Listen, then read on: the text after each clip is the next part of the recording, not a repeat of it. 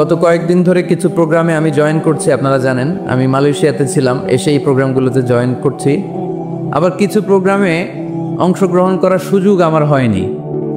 তো যখন প্রোগ্রামে অংশগ্রহণের সুযোগ হয় না, তখন লোকজন মনে করে এটা পুলিশ বন্ধ করে দিছে, প্রশাসন বন্ধ করে দিছে। আসলে বাস্তবতাটা তা নয়। গতকাল আমার প্রোগ্রাম ছিল কোন এলাকায়? দেবিদ্বারে। অনেক মিডিয়ার ভাইয়েরা আসছে, অনেক শ্রোতারা আসছে, আমিও গিয়েছি, বাট ওখানে উঠতে পারিনি। তো দেবিদ্বার থানার ওসি আমার সাথে ছিল, দীর্ঘ সময় আধা ঘন্টা কথা বললাম। তো উনি বলে, হুজুর আমি তো আপনার ভক্ত, তো আপনি আমার ভক্ত হইলে আমি স্টেজে যাব না কেন? আপনি নিয়ে চলেন আমারে। হুজুর আমারে মাফ করবেন। তারপর আমার প্রথম মাহফিল ছিল লাকসামে। লাকসাম থানার ওসির সাথেও কানেক্টিং করে কথা বলানো হলো। তো ঘটনা হয়েছে, ওনারা মাহফিল বন্ধ করে না, ওনারা আমাদের ভক্ত। গতকাল কয়েকজন এসআই ছিল আর দেবিদ্বার থানার ওসি ছিল। তারা বলতেছে, হুজুর আসার আগে আমরা গাড়িতে আপনার ওয়াজ শুনতে শুনতে আসতেছিলাম, এখন ইউটিউবে ওয়াজ শোনা সহজ, বলে হুজুর আমরা আপনাকে শুনি। আমি বললাম এটা আমার সৌভাগ্য যে আমাকে আপনারা শোনেন। তো পুলিশ প্রশাসন, পুলিশ আসলে জনগণের বন্ধু। পুলিশ কখনো চায় না মাহফিল বন্ধ করতে। আমাদের মতোই দাড়িওয়ালা, টুপিওয়ালা, লেবাসধারী কিছু ভাইয়েরা এই কাজগুলো করে। তারা বড় বড় রাজনীতিবিদদের কান ভারী করে আমাদের বিরুদ্ধে। তারা বুঝাতে চায় যে আমি দেশের বিরুদ্ধে কথা বলি,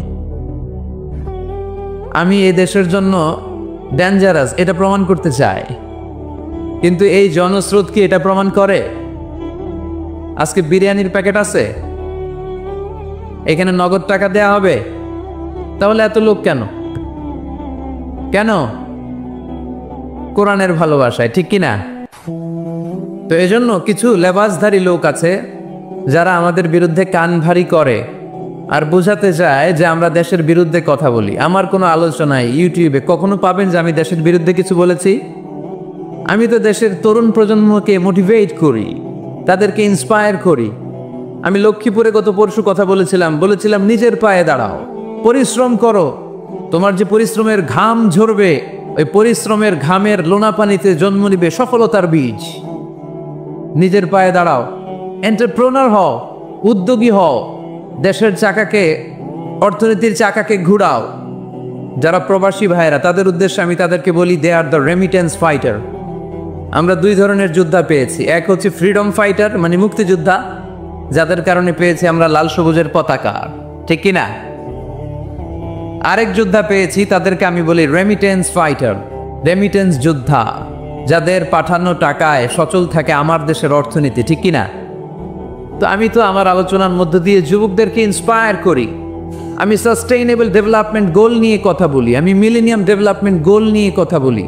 আমি আমার দেশকে ভালোবাসি, আমি আমার মাটিকে ভালোবাসি, আমি এদেশের কল্যাণ চাই। কেউ কোনো আলোচনায় আমার কোনো বক্তব্যকে দিয়ে তারা প্রমাণ করতে পারবে না যে আমি দেশের বিরুদ্ধে কথা বলেছি। বর্তমানে আওয়ামী লীগ সরকার ক্ষমতায়, তাদের যত ভালো ভালো দিক আছে আমি সেটাও বল। এই যে ওবায়দুল কাদের সাহেব, উনি এদেশের এই যোগাযোগ ব্যবস্থার ব্যাপক উন্নয়ন করেছিলেন। আমি ফাটাকেষ্ট বলেছি আমি ওনাকে। যেই জেলায় যেই চেয়ারম্যান, যেই এমপি ভালো কাজ করে আমি তাদের প্রশংসা করি। আর কেউ যদি অন্যায় করে সেটার বিরুদ্ধে বলার অধিকার আমাদের আছে না নাই? মাননীয় প্রধানমন্ত্রী, উনি আমার মায়ের বয়সের, ঠিক কিনা? সো আওয়ামী লীগ বাংলাদেশে যত ভালো কাজ করে এগুলোর প্রশংসা আমি প্রতি জেলাতে যেয়ে করি।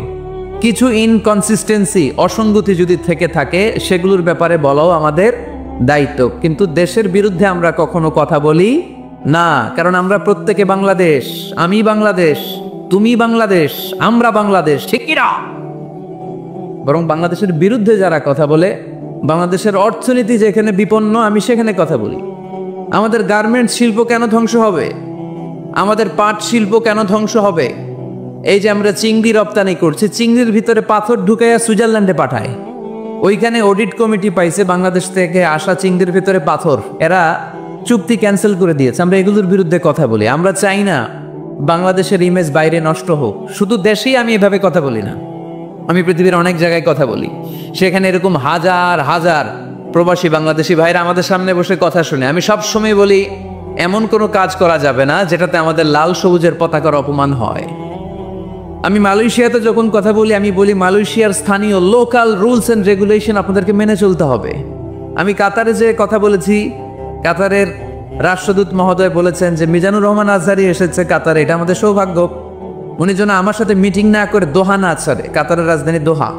আমি ওনার সাথে মিটিং করেছি। উনি বললেন যে কাতারে বাংলাদেশ কমিউনিটিতে অনেক মারামারি, হুজুর আমরা আর পারতেছি না, এবার আপনারা কিছু করেন। অর্থাৎ আপনি হাজার হাজার মানুষের সামনে যখন কথা বলেন, আপনি তাদেরকে মোটিভেট করেন, ইন্সপায়ার করেন, তাহলে তারা ভালো পথের দিকে আসবে। আমরা এই কথাগুলো বলি। তাই যে সমস্ত লেবাসধারী, টুপি আর পাঞ্জাবি জুব্বাধারী বিশ্বনবীর আশেক বলে নিজেদেরকে দাবি করছেন, আর এই কোরআনের মাহফিলগুলোকে বাধাগ্রস্ত করছেন, কিয়ামতের দিন আল্লাহর কাঠগড়ায় আপনাদেরকে দাঁড়াতে হবে। তারপরেও আপনাদের বিরুদ্ধে আমার কোনো ক্ষোভ নেই, ঘৃণা নেই। আমি দোয়া করি আসেন এক টেবিলে বসি, এক চেয়ারে বসি, একসাথে চা খাই, কন্ট্রোভার্সিয়াল ইস্যুগুলো নিয়ে আমরা কথা বলি। এদেশে তো অনেকে আমাকে কাফেরও ফতুয়া দিয়েছে, দেয় নাই? যে মোহতারাম আলেমে দিন আমাকে কাফের ফতুয়া দিয়েছে, ওনার নামটা উচ্চারণ করে আমি কিছু বলেছি? তাদের দলকে কখনো গালি দিয়ে কিছু বলেছি? কারণ আমি লোকজনদেরকে মোটিভেট করতে পছন্দ করি। যেটা হক কথা, যেটা সত্য কথা, যেটা কল্যাণকর কথা, এইটা আমি বলে যাব।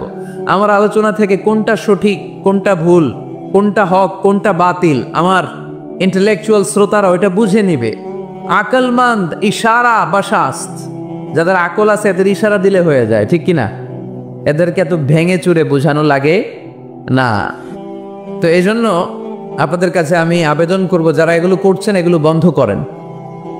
বন্ধ করেন। দেশের নেতৃত্ব স্থানীয় পর্যায়ে যারা আছেন, আপনার তাদেরকেও আমি বলি আপনারা এগুলো আমলে নেন।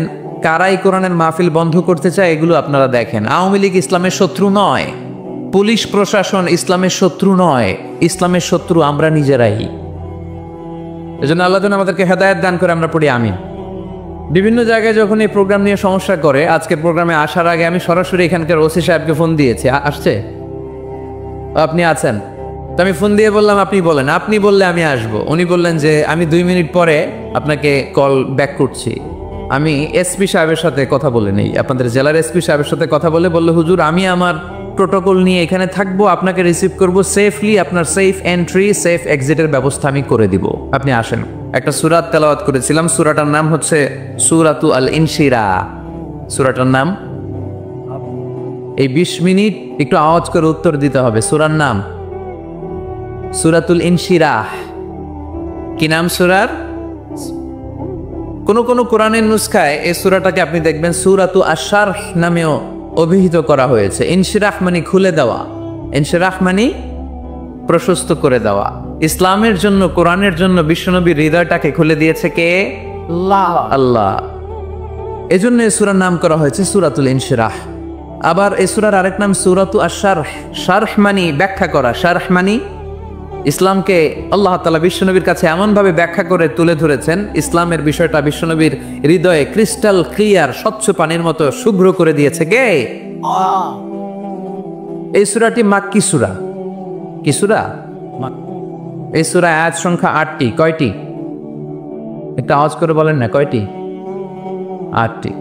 এই সূরাটি কোরআনের 94তম সূরা। কততম? এবার আমি প্রশ্ন করব আর আপনারা উত্তর দিবেন। এই সূরাটা কততম সূরা? আওয়াজ করে, কততম? এই সূরার আয়াত সংখ্যা, সূরাটি মাদানী সূরা। কি সূরা? মনে থাকবে? এই 8টি আয়াতকে আমরা 3টি ভাগে ভাগ করব। প্রথম 4 আয়াতে আল্লাহ তাআলা বিষ্ণু ঈসা ইসলামের কাছে কি কি নিয়ামত তিনি বিষ্ণু ঈসা ইসলামের কাছে পাঠিয়েছেন, কি কি অনুগ্রহ বিষ্ণুনবীর জীবনে আল্লাহ তাআলা করেছেন, এগুলোর বর্ণনা দিয়েছেন। তারপরের 2 আয়াতে আল্লাহ তাআলা বিষ্ণুনবীকে সান্ত্বনা দিয়েছেন, সুবহানাল্লাহ পড়েন। আর শেষ 2 আয়াতে আল্লাহ তাআলা বিষ্ণুনবীকে 2টি গাইডলাইন দিয়েছেন, দিক নির্দেশনা। এখন সূরাটা একটু নরম হয়ে আসছে না? প্রথম 4 আয়াতে নিয়ামতের বর্ণনা, all the mercy and the bounties from আল্লাহ।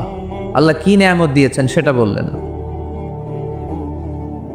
তারপরের 2 আয়াতে আল্লাহ তাআলা বিশ্বনবীকে সান্ত্বনা দিয়েছেন, condolence, consolation to our beloved prophet Muhammad সাল্লাল্লাহু আলাইহি ওয়াসাল্লাম। আর শেষ 2 আয়াতে বিশ্বনবীকে দিক নির্দেশনা দিয়েছেন। কথা শুনতেছেন?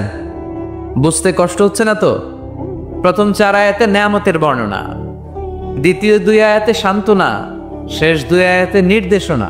প্রথম 4 আয়াতে নেয়ামতের বর্ণনা, পরের 2 আয়াতে সান্ত্বনা, শেষ 2 আয়াতে দিক নির্দেশনা। এই সংক্ষিপ্ত পরিসরে এগুলো নিয়ে আমি আপনাদের সামনে কথা বলবো। পড়েন ইনশা। সূরাটার নাম আরো জোরে সবাই মিলে। ইটস এ পেইন রিলিভিং সূরা। এটা ব্যথানাশক সূরা।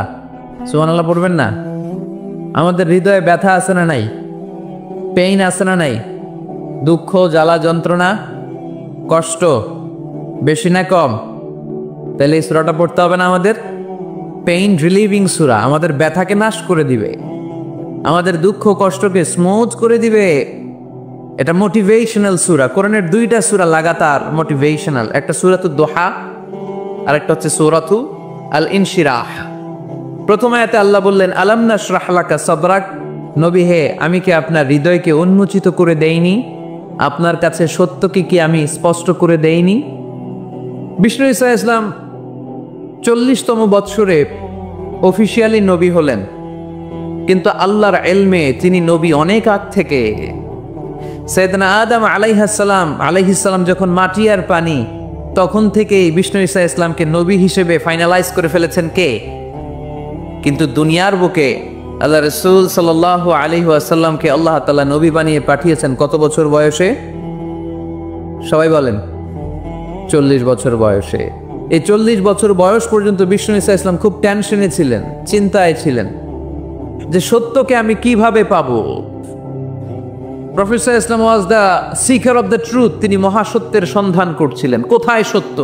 চারদিকে শিরক, চারদিকে জুলুম, দুর্বলের উপর সবলের অত্যাচার, ওয়াদুল বানাত, জীবিত কন্যা সন্তানকে ওই সময়কালে প্রথিত করা হতো। ঐতিহাসিকরা যুগটাকে বলা হতো আইয়ামে জাহিলিয়াতের যুগ। এই যুগে বিষ্ণু ঈসা ইসলাম মানুষকে কিভাবে রক্ষা করবেন এই নিয়ে খুব টেনশনে ছিলেন। ইন দ্য মেইন টাইম আল্লাহ তাআলা হেরা গুহাতে এমন এক আলোর বিচ্ছুরণ ঘটালেন। ওই আলোর নূরে, ওই আলোর ফোকাসে বিশ্বনবীর বুকের উপর চাপা থাকা জগদ্দল পাথরটাকে সরিয়ে দিল কে? হেরার গুহায় তোমারই ধ্যান, আসমান থেকে নামে আল কোরআন, ভাঙল সবার ভুল তোমারই পরে, আসলো কোরআনের ছায়া তলে, খালিদ ওমর আলী আবু বকর, ইসলামী ঝান্ডা নীল যে তুলে। আল আমিন তুমি ছিলে যে সদা, সকল মানুষের তরে, হে রাসূল তোমাকে ভুলি আমি কেমন করে, হাজার ব্যথা বেদনার পরে। ফিরে আসনি তুমি আপন ঘরে, দিনের আলো তুমি ছড়িয়ে দিতে, চলে গেলে মদিনায় মক্কা ছেড়ে, হে রাসূল তোমাকে ভুলি আমি কেমন করে, হে রাসূল তোমাকে ভুলি আমি কেমন করে। ঠিক কিনা? এই রাসূলকে কি ভুলে থাকা যায়? হেরার গুহায় আল্লাহ তাআলা প্রথম কোরআনের আয়াত নাজিল করলেন, ইকরা বিসমি রাব্বিকাল্লাযী খালাক, read in the name of your lord who has created. এই আলোর বিচ্ছুরণ যখন বিশ্বনবীর হৃদয়ে লাগলো, বিশ্বনবীর কাছে সব কিছুকে সুস্পষ্ট করে দিল কে? এজন্য রাব্বুল আলামিন বলেন আলাম নাশরাহ লাকা সাদরাকা ওয়া ওয়াদা'না আনকা বিজরাক। ও নবী, আমি কি আপনার হৃদয়টাকে প্রশস্ত করার মধ্য দিয়ে সত্যকে আপনার সামনে উন্মোচিত করি নাই? সুবহানাল্লাহ পড়েন। হে নবী, সত্যকে তো আপনার সাথে আমি উন্মোচিত করেছি। আপনি বুঝতে পেরেছেন কোনটা সত্য, কোনটা মিথ্যা, কোনটা হক, কোনটা বাতিল। আমি আপনাকে আহলুল হিম্মা বানিয়েছি। আহলুল হিম্মা আর রাজুলু যু হিম্মা ইউহিল উম্মাহ। হিম্মতওয়ালা লোক সে জগৎকে নাড়িয়ে ফেলে। ঠিক কিনা? যুগ জামানা পাল্টে দিতে চাই না অনেকজন, এক মানুষই আনতে পারে জাতির জাগরণ। জাতির জাগরণের জন্য কি অনেক লোকের দরকার? একজন মুহাম্মদ সাল্লাল্লাহু আলাইহি ওয়াসাল্লামের মতো লোক দরকার। চিল্লায় বলেন ঠিক কিনা? যিনি গোটা বিশ্বকে নাড়িয়েছেন, গোটা বিশ্বকে কাঁপিয়েছেন। প্রথম যে নিয়ামত আল্লাহ তাআলা বিশ্বনবীর প্রতি নাজিল করলেন, আল্লাহ বললেন আলাম নাশরাহ লাকা সাদরাক, নবী আপনার হৃদয়কে কি আমি উন্মোচিত করে দেইনি? আপনাকে কি আমি ব্রড মাইন্ডেড বানিয়ে দেইনি? বিষ্ণু ঈসা ইসলাম কি ন্যারো মাইন্ডেড ছিলেন না ব্রড মাইন্ডেড? জোরে বলেন। আমাদের মতো সংকীর্ণ মনা ছিলেন বিশ্বনবী? না, পাহাড়ের মতো, সাগরের মতো, আকাশের মতো বিশাল হৃদয়ের করে ওনাকে তৈরি করেছে কে? এজন্য আল্লাহ বললেন আলাম নাশরাহ লাকা সাদরাকা ওয়া ওয়াদা'না আনকা বিজরাক, ও নবী আমি কি আপনার হৃদয়টাকে সত্যের জন্য উন্মোচিত করে দেই নাই? সুবহানাল্লাহ পড়েন। এ হচ্ছে প্রথম নেয়ামত, ইসলামের জন্য বিশ্বনবীর হৃদয়কে উন্মোচিত করেছে কে?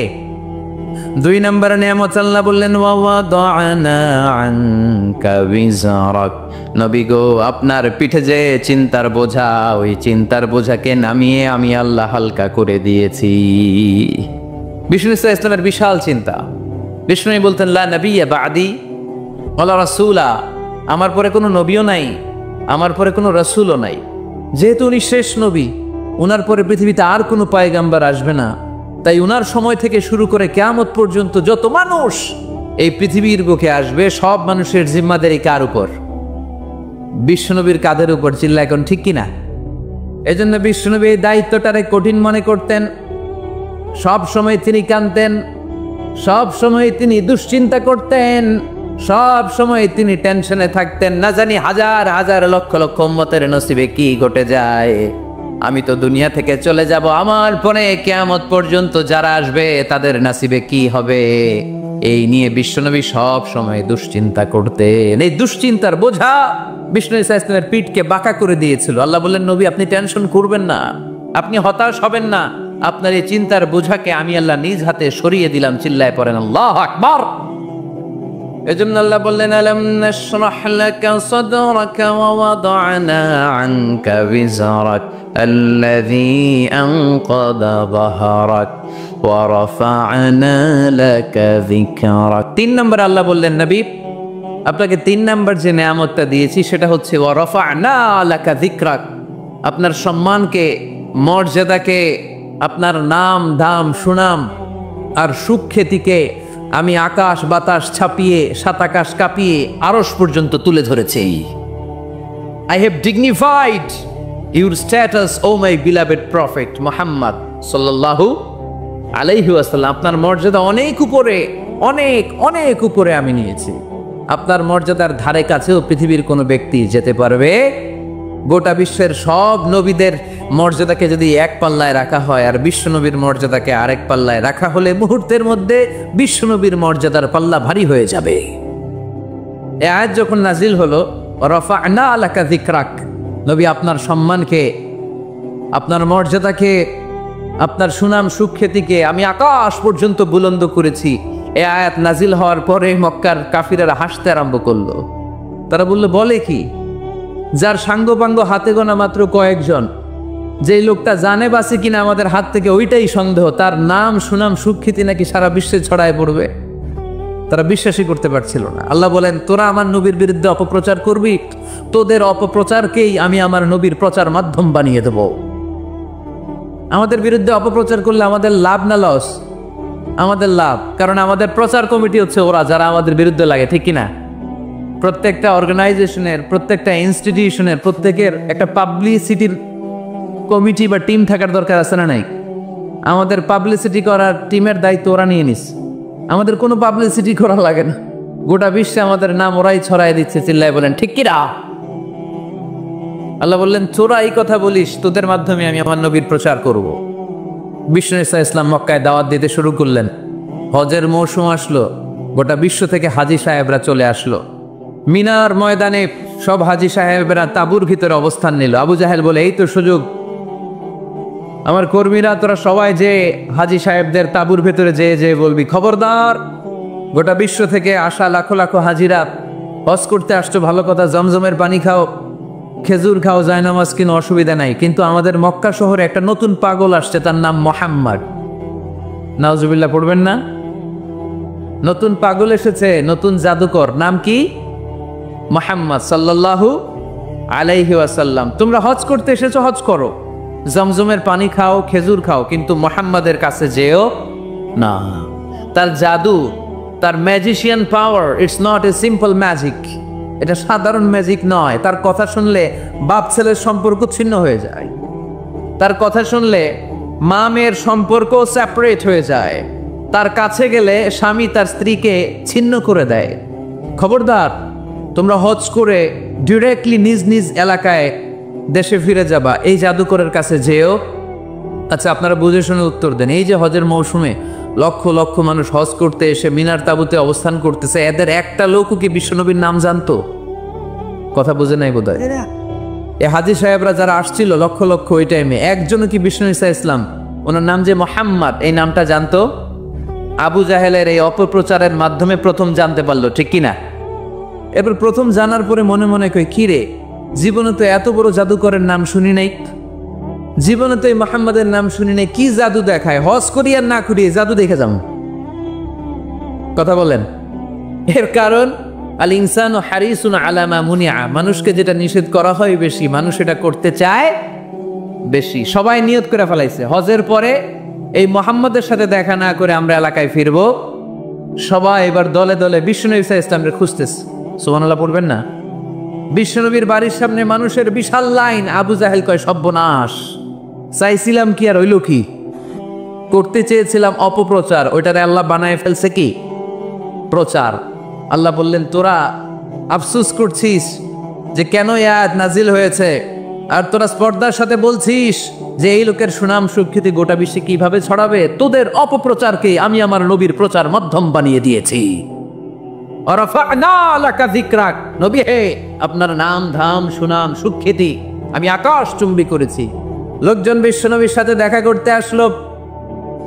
দেখা করতে এসে বিশ্বনবীর নূরানি চেহারাটা দেখে সবাই পাগল হয়ে যায়।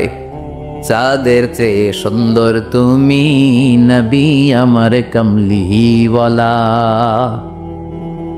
চাঁদের চেয়ে সুন্দর তুমি নবী আমার কমলিওয়ালা, দু জাহানের বাদশাহ তুমি প্যারা নবী সাল্লাল্লাহু আলা, দু জাহানের বাদশাহ তুমি প্যারা নবী সাল্লাল্লাহু আলা, চাঁদের চেয়ে সুন্দর তুমি নবী আমার কমলিওয়ালা। সুবহানাল্লাহ পড়েন। বিশ্বনবীর নূরানি চেহারা দেখে প্রথম ধাক্কায় লোকজন বেহুশ। এসে দেখে কি নূরানি চেহারা, আমার পেয়ারা নবীর কি চমৎকার দাড়ি, কি চমৎকার বাবরি চুল, কি চমৎকার জুব্বা। জীবনে এত সুন্দর সুশ্রী পরিচ্ছন্ন মানুষ তারা জীবনে দেখে নাই। তারা বলে, আবু জাহিল্লাই কইছি কি, দেখি কি। কোনদিন কশ্চিন কালেও এই লোকটা পাগল হতে পারে না, কারণ পাগলের চুল থাকে উস্কো খুস্কো। এলাকায় পাগল আছে না, পাগলরা চুল আশ্রায়, উস্কো খুস্কো চুল। পাগলদের চুলের মধ্যে থাকে জট, জামার মধ্যে থাকে ময়লা, ছেঁড়া ফাড়া জামা পড়ে কি যেন বলে, তারা নিজেরাই জানে না। এমন কোনো কিছু মুহাম্মদের মধ্যে দেখা যায় না। আবার এই লোক কশ্চিন কালেও জাদুকর হতে পারে না, কারণ জাদুকররা মন্ত্র পড়ে বিড়বিড় করে, ঠিক কিনা? এই লোক তো মন্ত্র পড়ে না, বিড়বিড় করে না। এমন এক কিতাব থেকে এই লোকটা আমাদেরকে কথা শোনায়, তার কথা শুনলে হৃদয়টারে ঠান্ডা করে দেয় কে? বিশ্বনবীর বিরুদ্ধে অপপ্রচারকে প্রচার মাধ্যম বানিয়ে দিল কে? আল্লাহ বললেন, নবী হে, নো টেনশন, ওয়া রাফা'না লাকা যিকরাক, I have dignified your status. আকাশ বাতাস ছাপিয়ে, সাত আকাশ কাঁপিয়ে আমার আরশ পর্যন্ত আপনার মর্যাদাকে আমি সুউচ্চ করেছি। চিল্লায় পড়েন সুবহানাল্লাহ। হাইসুমা যুকিরতু যুকিরতা মাই, হাদিসে কুদসিতে এসেছে কিভাবে আল্লাহ রাসূল সাল্লাল্লাহু আলাইহি ওয়াসাল্লামের নামকে সুউচ্চ করা হলো। আল্লাহ বলেন, নবী হাইসুমা যুকিরতু যুকিরতা মাই, যেখানেই নবী আমার নাম নেওয়া হবে, আমার পরপরই আপনার নামও নেওয়া হবে। আমরা যখন কালিমা পড়ে মুসলমান হই, কালিমার প্রথম বাক্যে ঘোষণা দেই, আল্লাহ ছাড়া কোনো মাবুদ নাই, লা ইলাহা ইল্লাল্লাহ, আল্লাহর ছাড়া কোনো মাবুদ নাই, কোনো ইলাহা নাই। এই ঘোষণা যখন আমরা দিয়ে দেই, দ্বিতীয় বাক্যে পড়ি মুহাম্মাদুর রাসূলুল্লাহ। আপনি যদি শুধু পড়েন কালিমার মধ্যে লা ইলাহা ইল্লাল্লাহ, এটা হবে? তারপরে কি পড়তে হবে? তার মানে যেখানেই আমার আল্লাহর নাম, তারপরেই আমার নবীর নাম আছে না নাই? আবার যখন আমরা আজান দেই, আজানের প্রথম 4 বাক্য আল্লাহর বরত্বের ঘোষণা, তারপরের 2 বাক্য আল্লাহ যে আমাদের রব এটার সাক্ষ্য দেয়, তার পরের 2 বাক্যে বিশ্বনবীর উপর সাক্ষ্য দেয়া লাগে কি লাগে না? আবার আমরা যখন নামাজের আগে একামত দেই, নামাজের একামত বিশ্বনবীর নাম আছে না নাই? কথা বুঝতেছেন? আজানে বিশ্বনবীর নাম আছে না আল্লাহর পরে? কালেমার মধ্যে আল্লাহর পরে বিশ্বনবীর নাম আছে না? নামাজ শুরুর আগে একামতের আগে বিশ্বনবীর নাম আছে না নাই? আল্লাহু আকবার, আল্লাহু আকবার, আশহাদু আল্লা ইলাহা ইল্লাল্লাহ, আশহাদু আন্না মুহাম্মাদার রাসূলুল্লাহ। সুবহানাল্লাহ পড়ে। যেখানেই আমার আল্লাহর নাম, ওখানে আমার নবীর নাম আছে না নাই? এজন্য আল্লাহ বললেন, নবী টেনশন করবেন না, রাফা'না লাকা যিকরাক, আপনার সম্মানকে আমি অনেক উঁচুতে তুলে ধরেছি। গোটা বিশ্বের আনাচে কানাচে সূর্য উঠবে, সূর্য ডুববে, কিন্তু আপনার নামের জিকির এক মুহূর্তের জন্য থামবে না। আলাম নাশরাহ লাকা সাদরাকা ওয়া ওয়াদা'না আনকা বিজরাক আল্লাযী আনকাদা যাহরাক ওয়া রাফা'না লাকা যিকরাক। সুবহানাল্লাহ পড়েন। আয়াতটা মুখস্থ করে নেন। ওয়া রাফা'না লাকা যিকরাক, আপনার সম্মানকে বাড়াতে বাড়াতে আমি আকাশ চুম্বি করেছি। এই পৃথিবীতে যত আসমানি কিতাব এসেছে, সব আসমানি কিতাবে বিশ্বনবীর নামকে তুলে দিয়েছে কে? আল্লাযী ইয়াজিদুনাহু মাকতুবান ইনদাহুম ফিত তাওরাতি ওয়াল ইনজিল, তাদের কাছে যে তাওরাতের কিতাব এসেছে, ইনজিলের কিতাব এসেছে, ওই তাওরাত ইনজিলও বিশ্বনবীর নাম তুলে দিয়েছে কে? সাইয়েদনা আদম থেকে শুরু করে ঈসা আলাইহিস সালাম পর্যন্ত এই পৃথিবীতে যত আম্বিয়া আলাইহিমুস সালাম এসেছে, তাদের প্রত্যেকেই বিশ্বনবী যে এই পৃথিবীতে আসবে তার সুসংবাদ দিয়েছে। সুবহানাল্লাহ পড়ে।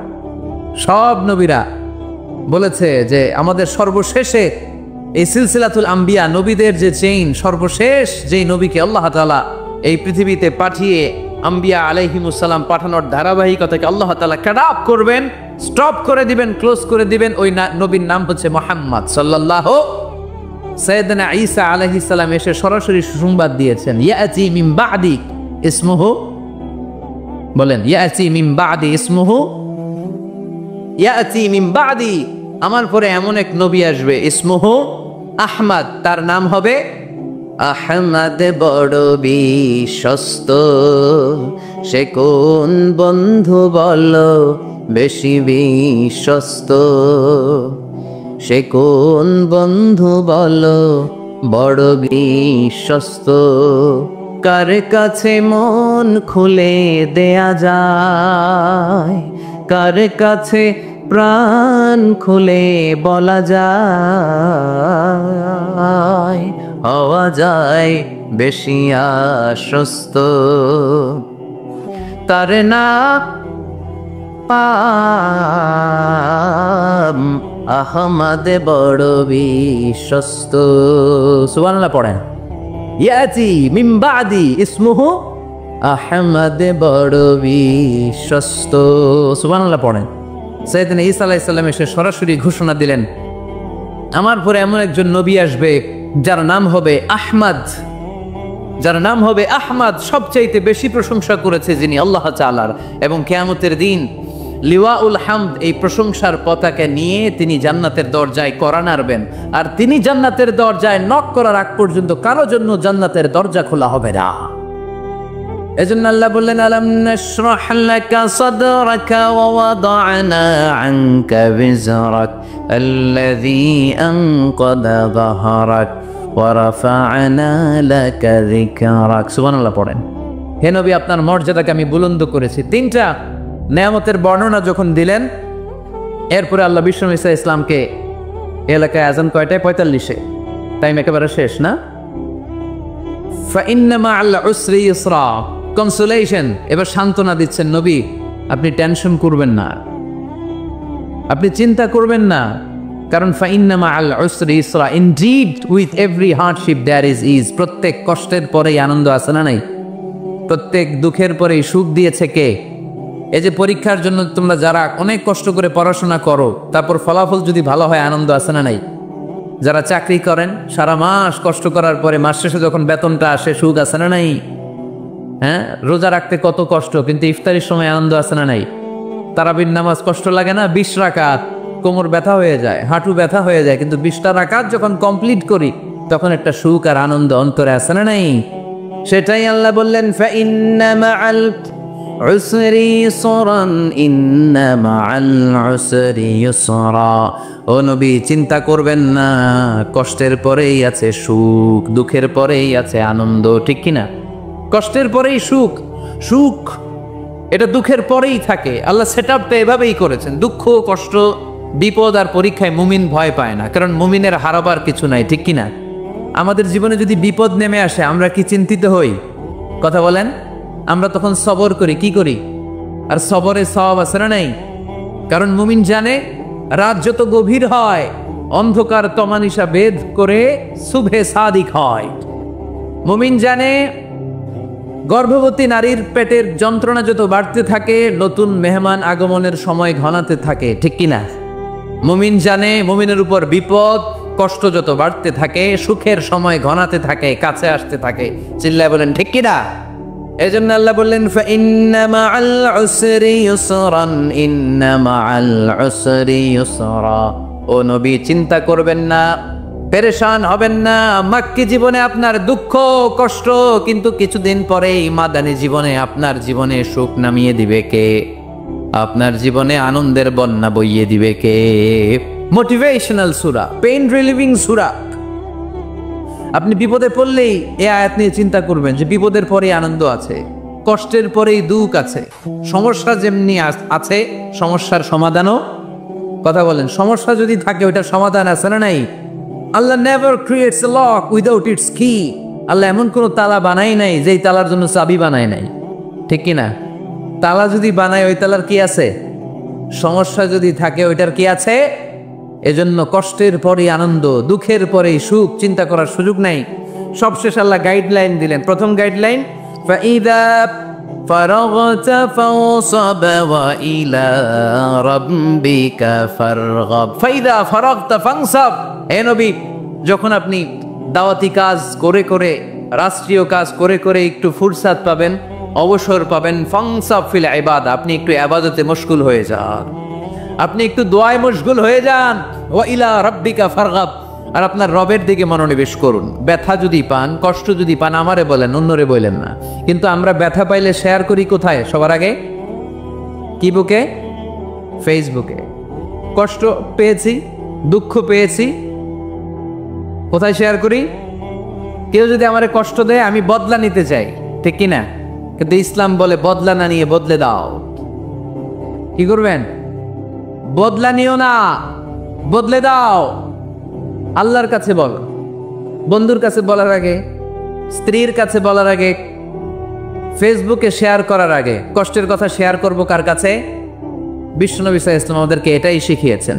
এই শিক্ষার মধ্য দিয়ে গোটা বিশ্বকে তিনি চেঞ্জ করে দিয়েছেন। তার নাম আওয়াজ করে বলতে হবে, তার নাম মুহাম্মদ সাল্লাল্লাহু আলাইহি ওয়াসাল্লাম। এই সূরা থেকে আমাদের জন্য শিক্ষা হচ্ছে আমরা বিপদে আপদে সব সময় ভরসা রাখবো একজনের উপর, তিনি কে? আর মনে রাখতে হবে, the grief is impermanent, the struggle is impermanent. এই পৃথিবীর কোনো দুঃখ কষ্ট আর সমস্যা এটা পার্মানেন্ট নয়। সমস্যার পরে সমাধান আছে, দুঃখের পরে আনন্দ আছে। এই বিপদ পরীক্ষাগুলো আল্লাহ তাআলা আমাদেরকে দেন আমাদের কোমরকে সোজা করার জন্য, আমাদের পায়ের নিচের মাটিকে শক্ত করার জন্য। প্রতিকূল পরিবেশে কি করে টিকে থাকতে হয় সেটা ট্রেনিং হিসেবে এই পরীক্ষাগুলো আমাদের জীবনে দেয় কে? আর ফাইদা ফারাগতা ফানসাব, ফাইদা ফারাগতা ফানসাব। ও নবী, যখনই আপনি অবসর পাবেন, অবসর সময়টা আমরা কাজে লাগাবো। রাজি আছেন তো? আমরা অনেক সময় অবসরকে কাজে লাগাই না, কিন্তু যখন খুব বেশি ব্যস্ত হয়ে পড়ি তখন আমাদের মাথায় আসে, হায় রে, অবসর যদি কাজে লাগাইতাম, অবসরে পরীক্ষার পরে 3 মাসে যদি পড়তাম আজকে ইউনিভার্সিটিতে চান্স পাইতাম, ঠিক কিনা? এজন্য যুবক ছেলেরা অবসর নষ্ট করা যাবে না, এগুলোর কাজে লাগাতে হবে। আর বিপদে আপদে সবসময় ভরসা রাখতে হবে একজনের উপর, তিনি কে? মুফতি আমির হামজা সাহেব চমৎকার আলোচনা করেন কোরআন সুন্নাহর আলোকে। অল্প বয়স কিন্তু অনেক মেধা। কিছু কিছু মরিচ থাকে না যে ছোট মরিচ কিন্তু ঝাল বেশি, আছে না নাই? তা আমির হামজা ভাইয়েরও বয়স কম, বাট অসাধারণ আলোচনা করে, কোরআন থেকে কোট করে করে আলোচনা করে। তো আমরা আমির হামজা ভাইয়ের জন্য দোয়া করি। শুনলাম আজকে আরেক জান্নাতের মালিক হয়ে গেছেন উনি, মানে ওনার আরো একটা কন্যা সন্তান হয়েছে। খৈরুকুম মান বুক্খিরা বিল উনসা, তোমাদের মধ্যে ওই লোকটা বেশি কপালওয়ালা, ভাগ্যবান, যার প্রথম সন্তানটা কন্যা হয়। কি হয়? আপনাদের ঘরে প্রথম মেয়ে হয়েছে কার দেখি? আমরা গেছে। মাশাআল্লাহ, হাত নামান, হাত নামান। ছোট বাচ্চারাও তুলছে হাত। ওরা ভাবছে অন্যরাও তুলছে, আমরাও তুলি। আমিও তুলছি, বিয়ে নেই কিন্তু ভাই ভাই। তো মিন বারাকাতিল ইনাস, মিন বারাকাতিল মারআতি তাবকিরুহা বিল ইনাস। কোন নারী কতটা কল্যাণময় এটা বোঝার জন্য দেখতে হবে তার ঘরের প্রথম সন্তানটা কি। প্রথম সন্তান যদি কন্যা হয়, ওই ঘরে বরকত দেয় কে? কিন্তু আমরা অনেকে কন্যা হলে খুশি হতে চাই না, আছে না নাই? এগুলো জাহেলদের স্বভাব, জাহিলিয়াতের অভ্যেস। ছেলে হইলে অনেক খুশি, এলাকার সবাই মিষ্টি খাওয়ায়। মেয়ে হইলে চেহারাটার বাংলা পাচার মতো এরকম করে ফেলায়, আছে না নাই? না, ছেলে দেয় কে? মেয়ে দেয় কে? আবার ছেলে মেয়ে দুইটাই দেয় কে? আবার অনেককে ছেলেও দেয় না, মেয়েও দেয় না, তিনি কে? এজন্য ছেলে মেয়ে এটা আল্লাহর দান। যাদের সন্তান হয় না তারা জানে এটা কত কষ্ট। অনেকে আমাকে পার্সোনালি বলে, দোয়া চায় হুজুর, 15 বছর বিয়ে করেছি, সন্তান হয় না, দোয়া করবেন। দোয়া করি এদের জন্য, এদের অন্তরে অনেক জ্বালা। একটা মেয়ের জীবনে সবচেয়ে বড় পাওয়া, সে মা ডাক শুনবে। মা হওয়ার তার বড় শখ। এজন্য মায়ের মর্যাদা 3 বার, মা মা মা, তারপর বাবা। মানা হাক্কু বিহুসনি সাহাবাতি ইয়া রাসূলুল্লাহ, হে আল্লাহর রাসূল, সবচেয়ে ভালো আচরণ কার সাথে করব? তোমার মায়ের সাথে, তারপর মায়ের সাথে, তারপর মায়ের সাথে, তারপর বাবার সাথে। তার মানে ইসলাম মাকে দিয়েছে গোল্ড মেডেল। কি মেডেল? তারপর মাকে দিয়েছে সিলভারের মেডেল, ঠিক কি না? এরপর ইসলাম মাকে দিয়েছে ব্রোঞ্জ মেডেল, আর বাবাকে দিয়েছে সান্ত্বনা পুরস্কার। 3 বার যদি মা হয়, মানে মা মা মা, তারপরে বাবা, তাহলে ইসলাম মাকে কি মেডেল দিল? গোল্ড মেডেল, স্বর্ণ পদক। তারপর মাকে দিল রৌপ্য পদক, তারপর মাকে দিল ব্রোঞ্জ পদক, বাবাকে দিল সান্ত্বনা পুরস্কার, একটা কলম। তারপর আমরা খুশি। কি বলেন? ওগো মা তুমি এই ধরনের শ্রেষ্ঠ নেয়ামত, তোমারই পদ তলে রয়েছে জান্নাত।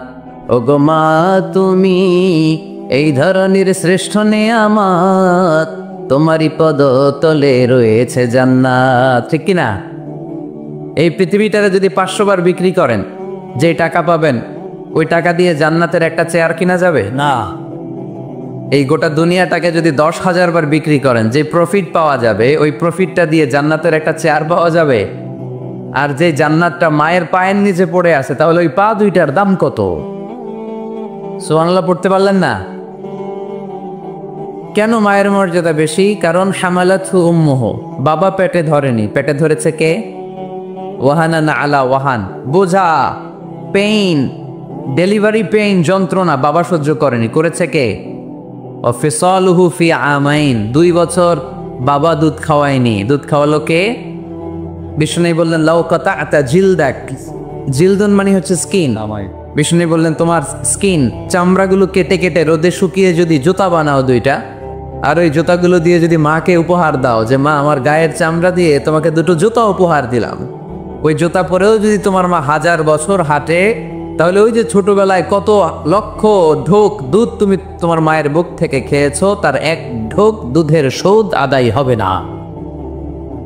মা মা মা, তারপরে বাবা। একটা কন্যা যখন আসে পৃথিবীতে, ইসলাম বলে ওই ঘরটা বরকতময়।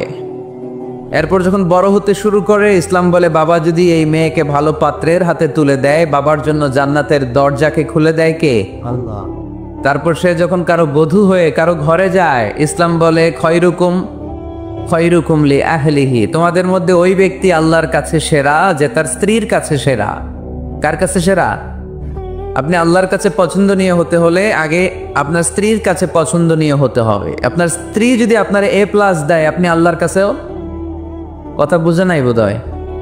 আপনার বউ যদি আপনারা দেয় A+, আল্লাহ দিবে কি? আপনার স্ত্রী যদি আপনারা দেয় A-, আল্লাহ দিবে কি? আপনার স্ত্রী যদি আপনারা F দেয়, F ওই যে ফেল, তো আল্লাহ কি দিবে? আজকে যে ভাবিরে ধরবেন, কি দিবা? কও কি দিবা? হ্যাঁ, ওই যে বিয়া করে নাই কো A+। তো স্ত্রীদের সাথে বিষ্ণু ঈসা ইসলাম অনেক খুনসুটি করতেন, অনেক ভালোবাসতেন স্ত্রীদেরকে। আম্মাজান খাদিজাতুল কুবরা আত-তাহেরা রাদিয়াল্লাহু তাআলা আনহাকে বিষ্ণু ঈসা ইসলাম এত ভালোবাসতেন, তিনি বলতেন রুজিকতু হুব্বাহা, আমি খাদিজার ভালোবাসাকে আল্লাহর পক্ষ থেকে রিজিক হিসেবে পেয়েছি। খাদিজাতুল কুবরা আত-তাহেরা রাদিয়াল্লাহু তাআলা আনহার ইন্তেকালের পরে উনি খাদিজাতুল কুবরা আত-তাহেরা রাদিয়াল্লাহু তাআলা আনহার বান্ধবীদের বাড়িতে কুরবানির গোশত হাদিয়া পাঠাতেন। আম্মাজান আয়েশার সামনে যখন তিনি বলতেন যে খাদিজা এমন ছিল, এমন ছিল, এমন ছিল, আম্মাজান আয়েশা রাদিয়াল্লাহু তাআলা আনহা রেগে যেতেন, বলতেন আমরা কত সুন্দরী, আমাদের কথা কন না কেন? ওই যে কত আগে আপনার প্রথম স্ত্রী, শুধু তার কথা বলেন কেন? বিষ্ণু বলতেন খাদিজা আমার দুঃখের দিনের সঙ্গিনী, তোমরা আমার সুখের দিনের সঙ্গিনী। সুবহানাল্লাহ পড়া। একটা নারীকে আল্লাহ তাআলা আরশের উপর থেকে সালাম জানিয়েছেন, ওই নারীটার নাম হচ্ছে খাদিজা। বিষ্ণু ঈসা ইসলামকে সব সময় সান্ত্বনা জুগিয়েছেন, সাহস জুগিয়েছেন। এজন্য আমি বোনদেরকে প্রায়ই বলি, হাজবেন্ডদেরকে সাহস যোগাবেন। স্বয়ং আল্লাহ তাআলা সাইয়েদনা জিব্রাইল মারফত জানিয়ে দিলেন, ও নবী বাশশিরু খাদিজাতা বাইতান ফিল জান্নাহ, আপনি আপনার স্ত্রী খাদিজাকে এমন একটা জান্নাতের ঘরের সুসংবাদ দেন যেটা মণি, মুক্তা, ডায়মন্ড, সাফায়ার স্টোন দিয়ে তৈরি, যেই জান্নাতের ভেতরে কোনো আওয়াজ নাই, নয়েজ নাই, চিৎকার নাই, হই হুল্লোড় নাই। সুবহানাল্লাহ পড়েন। এর কারণ সাইয়েদানা খাদিজাতুল কুবরা রাদিয়াল্লাহু তাআলা আনহা বিশ্বনবীর জন্য ওনার ঘরটাকে এরকম ঠান্ডা পরিবেশের করে রাখতেন। সারাদিন কাফেরদের গালিগালাজ শুনে দাওয়াতি কাজ শেষে বিষ্ণু ঈসা ইসলাম যখন খাদিজার কাছে আসতেন, সারা দিনের কর্মব্যস্ত সব কষ্টের কথা বিশ্বনবী ভুলে যেতেন। এমন ঘর বানিয়ে রাখতেন হাজবেন্ডের জন্য, ওই ঘরে ঢুকলেই একটা ঠান্ডা হিমেল বাতাস বিশ্বনবীর হৃদয়টাকে জুড়িয়ে দিত। এজন্য ওনার উপহারও হবে জান্নাতে এমন ঘর যে এই ঘরটাতে ঢুকলে হৃদয় ঠান্ডা হয়ে যায়। ওখানে কোনো আওয়াজ নাই, হট্টগোল নাই, গন্ডগোল নাই। আমার মায়েরা, বোনেরা যাদের কানে আজকে আমার মাইকের আওয়াজ যাচ্ছে, আপনাদের কাছে অনুরোধ করব, আপনার হাজবেন্ডদের জন্য ঘরটাকে এরকম করে রাখেন, একটা সুন্দর পরিবেশের করে রাখেন। শুধু কমপ্লেইন করবেন না। অনেক বোনেরা আছে বেশি কমপ্লেইন করে, এইটা নাই, ওইটা নাই, লবণ লাগবে, পেঁয়াজ লাগবে। পেঁয়াজের কথা শুনলে পুরুষরা এখন হার্ট অ্যাটাক করে, ঠিক কিনা? ফরিদপুরে কি দাম কমছে? কত কত কেজি? কত? 250। তারপরে কমতেছে আলহামদুলিল্লাহ। গভর্নমেন্ট ট্রাই করতেছে এই বাটপারগুলোরে ধরার জন্য। চিল্লায় বলেন ঠিক কিনা? যারা এই পণ্যের মজুদদারি করে, বিষ্ণুনবী বললেন যেদিন মজুদদারি করবে তার থেকে তার 40 দিনের নামাজগুলো বরবাদ করে দিবে কে? ওর কোনো ইবাদত আল্লাহর দরবারে কবুল হবে? পণ্যের এই সংকট তৈরি করা এটা কবিরা গুনাহ, এটা মিনাল কাবায়ের। এজন্য খবরদার, বোনদেরকে বলি হাজবেন্ডের জন্য ঘরটাকে সুন্দর করে রাখেন। তো ইসলাম বলে কারো ঘরে যখন কোনো নারী বধূ হয়ে যায়, সে তার হাজবেন্ডকে সার্টিফাই করবে। এরপর যখন সন্তান সম্ভবা, ইসলাম বলে ডেলিভারি করতে যে অনেক নারী পৃথিবী থেকে বিদায় নেয় না, মরে যায়, ইন্তেকাল করে।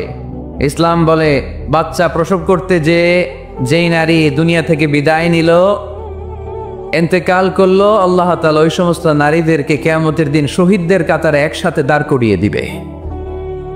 আর যদি সুন্দর প্রসেসে ডেলিভারি করতে পারে, তাহলে ইসলাম বলে পুরুষদের পায়ের নিচে থাকে জুতা, জুতার নিচে থাকে বালি আর মাটি, আর এক একটা মায়ের পায়ের নিচে থাকে তার ছেলে মেয়েদের জান্নাত। এজন্য মা মা মা তারপরে বাবা। আমরা যেন বেশি বেশি মা বাবার খেদমত করতে পারি, আল্লাহ তুমি তৌফিক দান করো। গত 50 বছর তো দেখেছি ডিসইউনিটি, অনৈক্য, বিভেদ, বিচ্ছিন্নতা আমাদেরকে কোথায় নিয়ে গিয়েছে। এই যে দেখেন কিছুদিন আগে আমাদের বর্তমান নেতা ডক্টর ইউনূস উনি সব রাজনৈতিক নেতৃবৃন্দদেরকে ডেকেছেন একটা ইস্যুকে কেন্দ্র করে। তার মানে গোটা বাংলাদেশ এক হয়ে গিয়েছে। আমরা সবাই উদ্বেলিত হয়েছি, উচ্ছ্বসিত হয়েছি, ঠিক কিনা বলেন? রাজনৈতিক নেতাদেরকে ডেকেছেন উনি, আমরা এক হয়েছি। এরপরে ধর্মীয় অঙ্গনের যে লিডাররা, বিভিন্ন ধর্মের, শুধু মুসলিম না, সবাইকে ডেকেছেন, আমরা ঐক্যবদ্ধ হয়েছি। এটাকে বলে ন্যাশনাল ইউনিটি, জাতীয় ঐক্য। যে কোনো ধরনের কনস্পাইরেসি, ষড়যন্ত্র, আধিপত্যবাদ মোকাবেলায় জাতীয় ঐক্যের চেয়ে মোক্ষম হাতিয়ার আর নাই। আমাদের একটা প্রতিবেশী দেশ আছে, আমরা আমাদের দেশ নিয়ে যত ভাবি তারা তার চেয়ে বেশি ভাবে। কথা বুঝতেছেন না? আরো ভেঙে বলতে হবে। হ্যাঁ, আমরা আমাদের দেশ নিয়ে যত উদ্বিগ্ন, এদের আরো টেনশন বেশি। বলেন আমাদের দেশে শান্তি আছে না নাই? আমরা হিন্দু মুসলিমে কখনো দাঙ্গা লাগে? আসতে বলেন কেন লাগে? ওদের পূজা পর্বণে আমাদের মাদ্রাসার ছেলেরা যে পাহারা দেয়, চিল্লায় বলেন ঠিক কিনা? আমাদের তাফসির মাহফিলের সময় ওরা ডিস্টার্ব করেন, ঢোল বাজায় না। ওদের পূজা পর্বণের সময় আমাদের তাফসির মাহফিলের ডেট হলে আমরা চেঞ্জ করে দেই। সুবহানাল্লাহ, কি সাম্প্রদায়িক সম্প্রীতির রোল মডেল। আর ওই বাংলাদেশের ব্যাপারে তারা অনেক ডিসইনফরমেশন ছড়াচ্ছিল। ভারতের অনেকগুলো গণমাধ্যম, আমি জেনারেলাইজ করব না, আমাদের প্রতিবেশী দেশের সব গণমাধ্যমকে আমি দোষ দিতে চাই না, অনেকগুলো গণমাধ্যম তারা ডিসইনফরমেশন শেয়ার করেছে। ডিসইনফরমেশন আর মিস ইনফরমেশনের পার্থক্য আছে। মিস ইনফরমেশন না জেনে ভুল বুঝে একটা মিথ্যা বা ভুল তথ্য ছড়িয়ে দেয়া, এটার ক্ষমা আছে, এটার কি আছে। আর ডিসইনফরমেশন মানে ইচ্ছা করে, প্ল্যান করে, ম্যাপ করে, ছক এঁকে মিথ্যা, গুজব, রটনা সোশ্যাল মিডিয়ায় ছড়ান, এটার ক্ষমা আছে? আওয়াজ করে বলেন ক্ষমা আছে? ভারতের কিছু গণমাধ্যম তাই করেছে। আমরা ব্যথিত হয়েছি, আমাদের হৃদয়ে রক্তক্ষরণ হয়েছে। আমাদের প্রতিবেশী দেশকে বলতে চাই, আমাদের দেশ নিয়ে আপনাদের ভাবার দরকার নাই, নিজের চরকায় তেল দেন, নিজের দেশ নিয়ে ভাবেন। গত মাসের ভয়েস অফ আমেরিকার রিপোর্ট, বাংলাদেশে সংখ্যালঘু জনগোষ্ঠী আগের চেয়ে বেশি নিরাপত্তা পাচ্ছে। Report voice of America, Muslim report নাকি? মুসলিম জরিপ, ভয়েস অফ আমেরিকা। কথা বুঝে নাই বোধহয়। ভয়েস অফ আমেরিকা কি আমাদের রিপোর্ট? না, ভয়েস অফ আমেরিকার জরিপ, বাংলাদেশের সংখ্যালঘু জনগোষ্ঠী আগের চেয়ে ভালো নিরাপত্তা পাচ্ছে। শুধু এখানেই শেষ না, মাইক্রোসফটের একটা জরিপ শোনাই আপনাদেরকে। তারা সারা পৃথিবীতে গুজব, ভুয়া আর মিথ্যা নিউজ ছড়ানোতে কোন দেশ সেরা একটা রিপোর্ট করেছে। এর মধ্যে 1 নম্বরে এসেছে ভারতের নাম। মাইক্রোসফট তো মুসলমানরা চালায় না? কথা বুঝে নাই বোধহয়। প্রতিবেশী দেশকে বলবো, আপনারা নিজের চরকায় তেল দেন, আপনারাও শান্তিতে থাকেন, আমাদেরকেও শান্তিতে থাকতে দেন। সব চেঞ্জ করা যায়, প্রতিবেশী চেঞ্জ করা যায় না। আমাদের ল্যান্ড তাদের ল্যান্ড, পাশাপাশি। আমরা চাই তারাও সুখে থাক, আমরাও সুখে থাকি, ঠিক কিনা? কিন্তু প্রতিবেশী হলে বন্ধুত্বপূর্ণ আচরণ করতে হয়। প্রতিবেশী যদি বন্ধু না হয়ে প্রভু হতে চায়, এরকম দানব প্রতিবেশী কেউ চায় না। ভারত যদি বন্ধুত্ব উপহার দেয়, আমরাও বন্ধুত্ব দিব। কি বলেন? তারা যদি বন্ধু সুলভ আচরণ করে, আমরাও বন্ধুত্ব উপহার দেব। কারণ আমাদের পররাষ্ট্র নীতি হচ্ছে সবার সাথে বন্ধুত্ব, কারোর সাথে বৈরিতা নয়। আলহামদুলিল্লাহ বলেন, কত চমৎকার পলিসি আমাদের। আমরা নির্বিবাদী, আমরা বাংলাদেশিরা শান্তিকামী। We are proud of that. এজন্য আমরা গর্ববোধ করি। আমাদের পররাষ্ট্র নীতি সবার সাথে বন্ধুত্ব, কারোর সাথে শত্রুতা নয়। তাই প্রতিবেশী দেশকে বলবো, আমার ভাইয়েরা, আপনারাও আমাদের ভাই। বন্ধুত্ব দিলে বন্ধুত্ব পাবে। বন্ধুত্ব ইজ ওয়েলকাম, দাদাগিরি নয়। বন্ধুত্ব ওয়েলকাম, দাদাগিরি নয়। Loud and clear. ভারত যদি বন্ধুত্ব দেখায়, বন্ধুত্ব পাবে। কিন্তু ভারত যদি বাংলাদেশে আধিপত্যবাদ বিস্তার করতে চায়, বাংলাদেশের 18 কোটি জনগণ সেটা রুখে দেবে। ভারত যদি গৌর গোবিন্দের ভূমিকায় নামতে চায়, দেশের 18 কোটি মুসলমান শাহজালালের ভূমিকায় নামবে। প্রিয় ভাইয়েরা, আমরা বন্ধুত্বে বিশ্বাসী, শত্রুতায় নয়, ঠিক কিনা বলেন? আল্লাহ আমাদেরকে বোঝার তৌফিক দান করুক। তাহলে এই যে তারা বলেছে এদেশে সংখ্যালঘুরা কষ্টে আছে, দুঃখে আছে, এটা কি ঠিক? বলেন, এটা কি ঠিক? না, তারা ডিসইনফরমেশন শেয়ার করেছে, এটা ঠিক নয়। আমার প্রতিবেশী বন্ধু রাষ্ট্রকে বলবো, আপনারা এটা করবেন না, এটা করবেন না। আমরা শান্তিতে আছি, আপনারাও শান্তিতে থাকেন, আমাদেরকেও শান্তিতে থাকতে দেন। এই যে চিটাগাংয়ের অ্যাডভোকেট আলিফ হত্যাকাণ্ডে গোটা বাংলাদেশ আমরা ধৈর্যের পরাকাষ্ঠা দেখিয়েছি, চিল্লায় বলেন ঠিক কিনা? আমাদের নেতা আমাদেরকে ডেকেছে, আমরা শান্ত থেকেছি। আমরা শান্ত থাকতে চাই, আমরা ঐক্যবদ্ধ থাকতে চাই। যে কোনো ষড়যন্ত্র রুখে দেওয়ার জন্য ঐক্যবদ্ধ প্রচেষ্টার কোনো বিকল্প নাই। এবার আওয়াজ করে পেকুয়ার ভাইয়েরা বলেন, আমরা ঐক্যবদ্ধ জীবনযাপন করতে চাই কি চাই না? আল্লাহ তাআলা সে নির্দেশনাই দিচ্ছেন। আল্লাহ তাআলা ইরশাদ করছেন, ওয়া'তাসিমু বিহাবিলিল্লাহি জামিআন ওয়া লা তাফাররাকু ওয়াযকুরু নি'মাতাল্লাহি আলাইকুম إذ كنتم أعداء فألف بين قلوبكم فأصبحتم بنعمته إخوانا وكنتم على فرة من النار فأنقذكم منها كذلك يبين الله لكم آياته لعلكم تهتدون الله أكبر পড়েন। আল্লাহ বললেন, ও গোলামেরা শোনো, ওয়াতাসিমু বিহাবিলিল্লাহি জামিআ, ও আমার গোলামেরা সবাই মিলে আল্লাহর রশিকে আঁকড়ে ধরো। আল্লাহর রশি হলো ইসলাম, আল্লাহর রশি হলো কোরআন। আল্লাহ বললেন, কোরআনকে আঁকড়ে ধরো, ইসলামকে আঁকড়ে ধরো। একা একা আঁকড়ে ধরলে চলবে না, জামিয়া সবাই মিলে আঁকড়ে ধরো। এই আদেশটা আমাদের জন্য দান করেছেন কে? আল্লাহ তাআলার নির্দেশ, ওয়াতাসিমু বিহাবলিল্লাহি জামিআ, সবাই মিলে আল্লাহর রশিকে আঁকড়ে ধরো। হাবলুল্লাহ মানে আল্লাহর রশি। হাবলুল্লাহ মানে কি? রশি। এই হাবলুল্লাহ আল্লাহর রশি বা আল্লাহর রজ্জু দ্বারা উদ্দেশ্য হচ্ছে ইসলাম।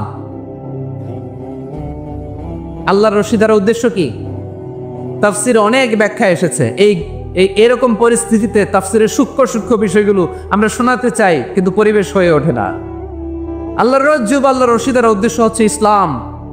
আল্লাহর রজ্জু বা আল্লাহর রশি দ্বারা উদ্দেশ্য হচ্ছে কোরআন, কারণ কোরআন আমাদেরকে ঐক্যবদ্ধ করে, ইসলাম আমাদেরকে ঐক্যবদ্ধ করে। চিল্লায় বলেন ঠিক কিনা? এজন্য আল্লাহ বললেন, তোমরা আমার রশিকে আঁকড়ে ধরো, বিচ্ছিন্ন হয়ে না। আমার দেয়া নেয়ামতগুলো স্মরণ করো। যখন তোমরা ছিলে শত্রু, তোমাদের মধ্যে হৃদয়ে আমি আল্লাহ ভালোবাসা ঢেলে দিলাম, ফলে তোমরা সবাই ভাই ভাই হয়ে গেলে। তোমরা সবাই ছিলে জাহান্নামের কিনারায়, জ্বলন্ত অগ্নিকাণ্ডের পাশে। আমি আল্লাহ দয়া করে ঈমানের বদৌলতে তোমাদেরকে আগুন থেকে ফেরালাম। আমি আল্লাহ দয়া করে তোমাদেরকে জান্নাতের পথ দেখিয়ে দিলাম। সুবহানাল্লাহ পড়ে। এমন পথ দেখালাম যে পথ তোমাদেরকে জান্নাতে নিয়ে যাবে, পথের দিশা তোমরা পাবে। লাআল্লাকুম তাহতাদুন। প্রিয় ভাইয়েরা, তাহলে আমাদের যে ঐক্যবদ্ধ থাকতে হবে, এই নির্দেশটা কার? নাকি মন মতো আমি বানায় বলতেছি? আওয়াজ করে বলুন, নির্দেশটা কার? আল্লাহ। তাহলে আমাদেরকে ঐক্যবদ্ধ জীবনযাপন করতে হবে। প্রিয় ভাইয়েরা, ইসলাম আমাদেরকে ঐক্যবদ্ধ করে। ইসলাম আমাদেরকে কি করে? সংঘবদ্ধ করে, ঐক্যবদ্ধ করে। বিচ্ছিন্ন হওয়া যাবে না। বিরোধ, বিচ্ছিন্নতা, মতানৈক্য, এগুলো আমাদেরকে ধ্বংস করে, আমাদেরকে দুর্বল করে। আর আমাদের ঐক্যবদ্ধ প্রচেষ্টা আমাদেরকে বিজয়ের দিকে এক ধাপ এগিয়ে নেয়। চিল্লায় বলেন ঠিক কিনা? এজন্য আল্লাহ বললেন, ওয়াতাসিমু বিহাবলিল্লাহি জামিআ, তোমরা আল্লাহর রশিকে আঁকড়ে ধরো, তোমরা ঐক্যবদ্ধ জীবন যাপন করো, তোমরা বিচ্ছিন্ন হয়েও না। বিচ্ছিন্ন হইলে লস, ঐক্যবদ্ধ হলে সেখানে কল্যাণ আছে না নাই?